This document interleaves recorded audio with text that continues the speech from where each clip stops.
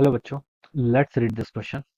So this question says, refer to the circuit diagram and the corresponding graphs. The current rise when the K is pressed with R is equal to R1 and L is equal to L1. The rise of the current is shown by the curve 1, while curve 2 shows the rise of the current when R is equal to R2 है and L आपका L2 के equal है.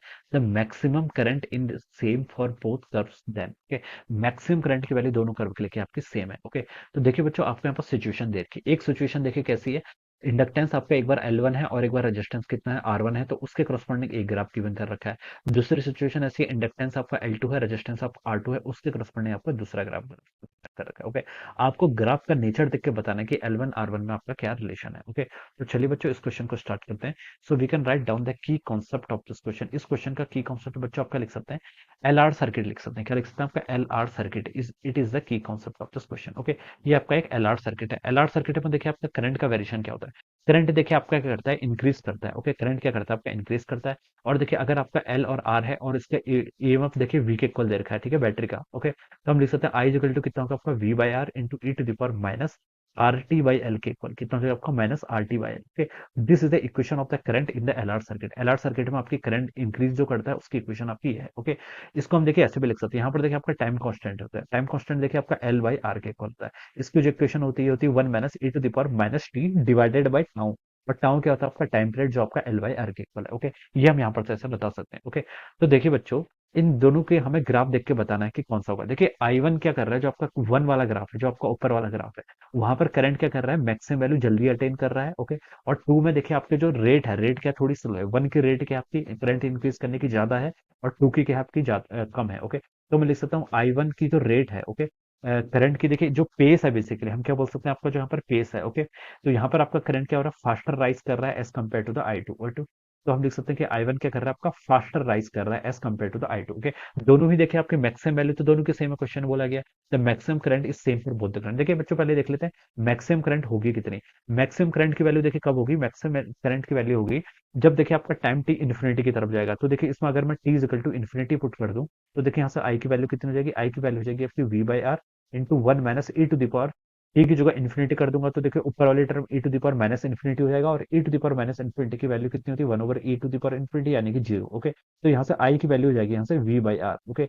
आई की value कितनी हो जाएगी, maximum value of आई कितनी आएगी यहाँ से वी बाई आर. ओके, और ये आपकी पहली सिचुएशन है जब आपका इंडक्टेंस एल वन था और रेजिस्टेंस आपका आर वन था. तो उस सिचुएशन में बता सकते हैं आपका करंट कितना हो जाएगा, वी बाई आर वन. दूसरी सिचुएशन में देखिए आपका क्या होगा, आई टू. देखिए ये मैंने आई वन और आई टू लिख लिया. ओके, आई टू में देखिए आपका रेजिस्टेंस आर टू है, इंडक्टेंस एल टू है. ओके, लेकिन देखिए ये वाली टर्म तो इन्फिनिटी होगी, तो इसका कुछ कंट्रीब्यूशन नहीं आएगा. आई टू की वैल्यू यहाँ से आपकी वी बाई आर टू के इक्वल हो जाएगी. ओके, और हमें बोल रखा है कि आई वन और आई टू की value at time T is equal to infinity पर दोनों की कांस्टेंट है. ओके, यहाँ पर लिखा है मैक्सिमम करंट आपका क्या सेम है, तो हम यहाँ से देखिए इनको ड्रॉ करके बता सकते हैं कि वी ओवर आर वन आपका वी ओवर आर टू के इक्वल होगा. तो यहाँ से हमें देखिए एक कंक्लूजन तो पता चल गया, आर वन और आर टू क्या होनी चाहिए, सेम होनी चाहिए. Okay, R one R two क्या होंगे आपके, सेम होंगे.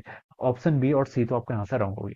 अब आपको एल वन और एल टू में रिलेशन बताना है. Okay, L one L two का देखिए बच्चों रिलेशन कैसे बताएंगे. एल वन एल टू में हमें बेसिकली पेस देखना है इस ग्राफ का. ठीक है, अब देखिए बच्चों आई क्या होता है आपका, आई है आपका, देखिए यहाँ पर से लिख लेते हैं V by R into e to the power minus R T by L. Okay, ये मैंने लिख लिया. Okay, this is my current. Okay, current का आपका ये वेरिएशन है विद द टाइम. ओके, अब देखिए बच्चों, अगर मैं देखिए यहाँ पर एज्यूम कर लेता हूँ कि पहले हम एल वन की बात कर लेते हैं. एल वन देखिए मान लीजिए आपका छोटा है, एल वन आपका छोटा होगा, तो देखिए बच्चों ये वाली जो टर्म है इसका देखिए जो आपका न्यूमरेटर है, एल वन आपका छोटा है, तो ये टर्म छोटी है. एल एल सिर्फ एल छोटा है. ठीक है, एल छोटा होगा तो हम बता सकते हैं आर टी बाई एल जो ये होगा, ये टर्म क्या होगा आपका, बड़ा होगा. ओके, ये टर्म क्या होगी, अगर एल आपका लार्ज होगा तो मैं बता सकता हूँ कि आर टी बाई एल क्या होगा आपका, स्मॉल होगा.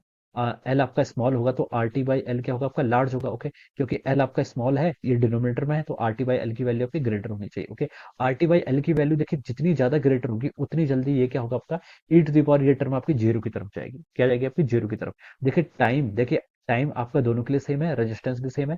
हमारी डिपेंडेंसी सिर्फ इंडक्टेंस पे पड़ती है, किस पर, इंडक्टेंस पे. ओके, तो हम बता सकते हैं कि अगर आपका इंडक्टेंस एल छोटा होगा तो ये वाली टर्म आपकी ग्रेटर होगी. इस टर्म के आगे नेगेटिव है तो ये टर्म आपकी जल्दी से क्या जाएगी, जीरो की तरफ जाएगी. E to the power minus infinity ये कितना होता है आपका, जीरो के इक्वल होता है. ओके, तो जैसे जैसे आपका टाइम इंक्रीज होगा तो हम बता सकते हैं कि एल की जो डिपेंडेंसी होगी, एल की क्या डिपेंडेंसी, एल छोटा है तो आर टी बाई एल वाली टर्म में ग्रेटर है, आर टी बाई एल वाली टर्म में ग्रेटर है, तो आपका माइनस में है तो ई टू द पावर इन्फिनिटी आपका जीरो की तरफ जाएगा और फाइनल एक्सप्रेशन आपका वी बाई आर के इक्वल हो जाएगा। ओके, तो जितना हम बता सकते हैं कि अगर एल आपका स्मॉल है तो ये टर्म आपकी जल्दी क्या जा रही है, आपकी जल्दी आपकी मैक्सिमम वैल्यू की तरफ आपकी रीच कर रही है, यानी कि इसका पेस क्या है, आपका फास्ट है। ओके, तो हम बता सकते हैं अगर आपका एल वन स्मॉल होगा तो आई वन का पेस क्या होगा, आपका फास्टर होगा। ओके, आई वन का पेस क्या होगा, आपका फास्टर होगा, ये हम बता सकते हैं। ओके, तो इसमें देखिए आपको वन और टू के करस्पॉन्डिंग यहाँ पर दो ग्राफ गिवन कर रखे हैं। ओके, तो देखिए हम इस ग्राफ में देखिए बता सकते हैं कि वन का पेस क्या ज्यादा है, तो इसका मतलब एल वन की वैल्यू आपकी स्मॉल होनी चाहिए। ओके, ये हम बता सकते हैं। सिमिलरली देखिए आप एल टू रख के भी बता सकते हैं, या फिर एल वन को ग्रेटर रखेंगे तो आपका एक कॉन्ट्राडिक्ट कर जाएगा। ओके, तो हम यहाँ पर से देखिए ये जस्ट आपका एक ग्राफ का देखिए आपकी अप्रोच है, किस तरीके से आपको क्या करना है, सॉल्व करना है। हमें ग्राफ देख के पता चल रहा है जो आपका कर्व वन है वो क्या कर रहा है, आपका राइज कर रहा है, फास्ट कर रहा है। ओके, तो इससे हमें पता चल रहा है जो आपका टाइम कांस्टेंट है, यानी कि आपका L one by R one लिख लो, या फिर आर वन और आर टू तो सेम ही है, ये क्या हुआ आपका स्मॉलर है as compare to the L two by R two. Graph को देख के हमें ये कंक्लूजन में यहाँ से बता सकते हैं। R one R two same है तो हम बता सकते हैं आपका एल वन क्या है, स्मॉल है, एल वन स्मॉल होगा तो एल टू आपका ग्रेटर होना चाहिए। ओके, तो इससे हमें पता चल गया कि एल टू क्या होगा, आपका लार्ज होगा as compare to the L one. Okay, तो ये रिजल्ट हमारे यहाँ से निकल गया। ऑलराइट, तो इसको अगर हम मैच करें, हाँ, तो देखिए ये आपका ऑप्शन डी से मैच कर रहा है, R one R two equal है और एल टू की वैल्यू क्या है आपकी ग्रेटर है as compare to L one. Okay, तो हम बता सकते हैं बच्चों यहाँ से जो आपका ऑप्शन डी होगा, this will be the correct answer of this question, ये क्या हो जाएगा, इसका करेक्ट आंसर हो जाएगा। So I hope you all understood this concept, all the best and thank you.